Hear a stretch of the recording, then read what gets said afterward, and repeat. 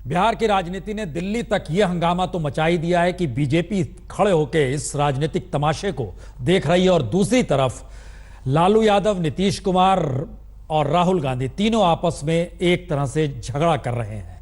लेकिन मुश्किल यह नहीं है, मुश्किल इसके आगे की है। एक तरफ विपक्ष राजनीतिक शून्यता के दायरे में है, दूसरी तरफ बीजेपी एनडीए के साथ लगातार दूसरे राजनीतिक दलों को अगर साथ जोड़ रही है, राज्य बढ़ते चले जा रहे हैं, तो फिर बीजेपी एक मजबूत ताकत के तौर पर, राष्ट्रीय तौर पर समूची राजनीति को समेटने की स्थिति में भी आ रही है। नीतीश कुमार ने बिहार में समझौता किया है, बिहार की वजह से किया है, इस बात का जिक्र कल से हो रहा है। लेकिन कुछ देर पहले हमारे पास जानकारी आई कि केंद्र सरकार के मंत्रिमंडल विस्तार में भी जनता दल यूनाइटेड के नेता शामिल होंगे। आलोक मेहता जी हमारे साथ, उन्होंने सुबह ही हमसे जिक्र किया कि शरद यादव जी कौन सा पद लेंगे। शरद यादव जी रूठे हुए हैं, जबकि केसी त्यागी बहुत खुश हैं और केसी त्यागी बहुत सीधे तौर पर लालू यादव पर कल से अटैक कर रहे हैं कि इनके साथ हमारे 20 महीने बर्बाद हो गए।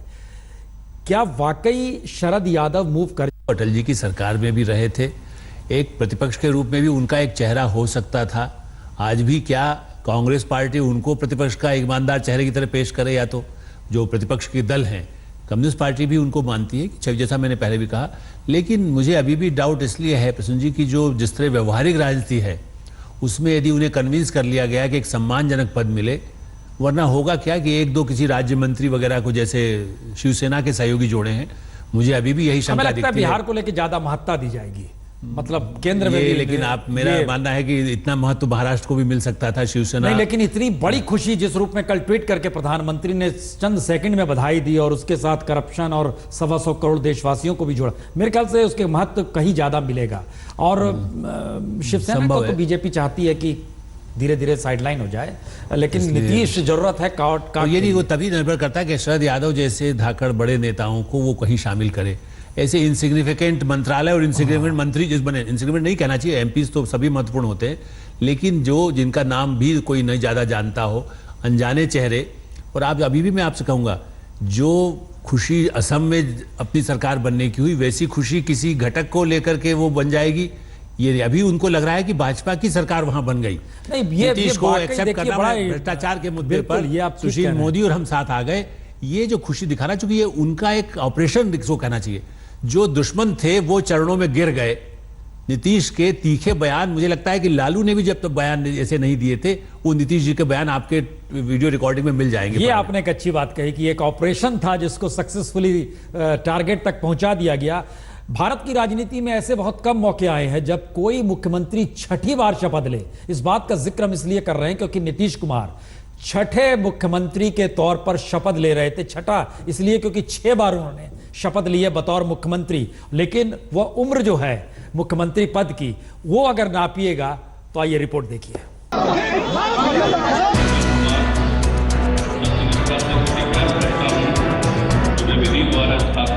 बमुश्किल 16 घंटों के फासले में नीतीश ने अपनी मुख्यमंत्री पद की आत्मा को एक देह से उतारकर दूसरी और पुरानी वाली देह में धारण कर लिया। बिहार बस कुछ घंटों के लिए मुख्यमंत्री पद से खाली रहा। नीतीश मुख्यमंत्री का मुख्यमंत्री रहे, गठबंधन के हाथ बदल गए और लालू प्रसाद यादव का लोक लूट गया। तो उसमें नीतीश कुमार ने कहा था कि हम मिट्टी में मिल जाएंगे लेकिन भाजपा से हाथ नहीं मिलाएंगे। नीतीश कुमार ने छठी बार बिहार के मुख्यमंत्री पद की शपथ ली है और सुशील मोदी फिर से उप मुख्यमंत्री बने हैं। लेकिन ये शपथ अपने आप में सबसे अनूठी है, राजनीति और लोकशाही की असीम संभावनाओं को खोलती हुई, जहां दोस्ती दुश्मनी माया की तरह पल पल अपना रूप बदलती है। विकास के लिए, तरक्की के लिए हम सब लोगों ने मिलकर यह निर्णय किया है और बिहार वासियों को मैं इतना ही आश्वस्त करूंगा कि हमारी प्रतिबद्धता बिहार के लोगों के प्रति है, जनहित के प्रति है। देखिए, हम लोग के संबंध कभी खराब नहीं रहे और हम लोगों ने मिलकर बिहार के अंदर जिस तरह का विकास था करके दिखाया। तो विकास दर का मुद्दा हो, कृषि के क्षेत्र में हो, बिहार को एक नई ऊंचाइयों पर हम लोगों ने मिलकर ले जाने का काम किया था और फिर हम लोग मिलकर बिहार को और आगे ले जाएंगे और देश के सबसे विकसित राज्यों की श्रेणी में लाकर खड़ा करने का जो हम लोग का संकल्प है, उस दिशा में हम लोग आगे बढ़ने। नीतीश का बहुमत परीक्षण 28 जुलाई यानी एक दिन बाद शुक्रवार को होगा। बीती शाम को नीतीश कुमार के इस्तीफा देने और बीजेपी के हाथ बढ़ाने के साथ ही बिहार में लालटेन की लौ मध्यम पड़ने लगी थी। जोर तो उन्होंने बहुत लगाया, लेकिन नीतीश के सियासी तीर की काट नहीं खोज सके।